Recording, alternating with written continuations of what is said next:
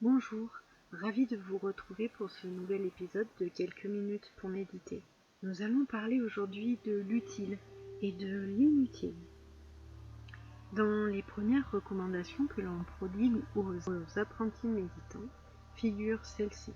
Quand vous méditez, ne poursuivez aucun but, renoncez à atteindre quoi que ce soit.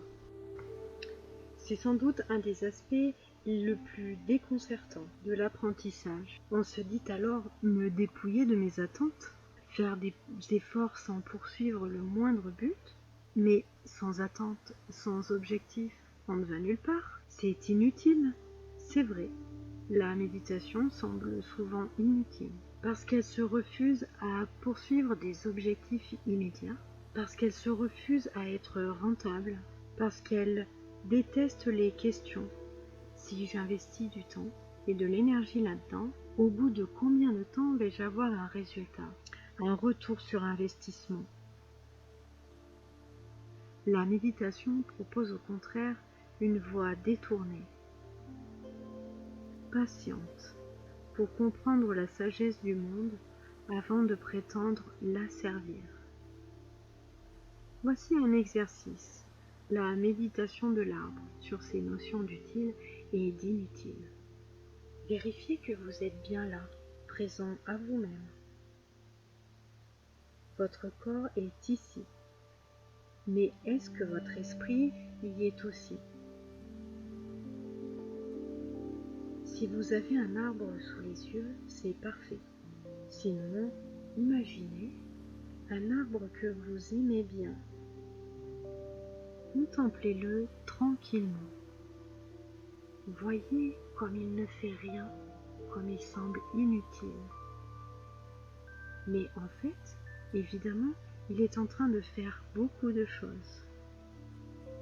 Il a des pousses qui grandissent, il filtre l'air, il rejette de l'oxygène, il donne de l'ombre, il embellit le paysage. Il offre un abri aux oiseaux et aux insectes. Et vous, à cet instant, eh bien vous êtes semblable à l'arbre, en train de méditer, immobile et apparemment inutile. Et pourtant, tout comme l'arbre, sans rien faire de visible, vous permettez à tout un tas de choses importantes de survenir. Vous apportez un peu de calme à ce monde bruyant et agité. Vous vous faites du bien en donnant du répit à votre esprit. Vous cultivez votre sensibilité et votre discernement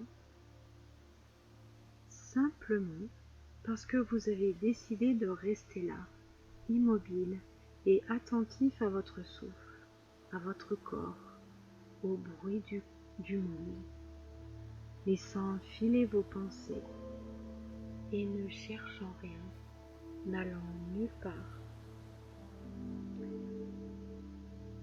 acceptant pour un temps de ne rien faire d'utile.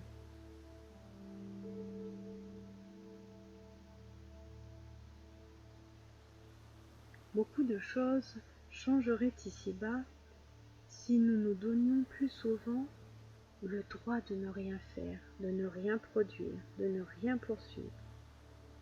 Certes, l'action aide à changer le monde, aide à le bousculer, mais la méditation, elle aussi, a changé votre monde en étant plus calme, plus détendu.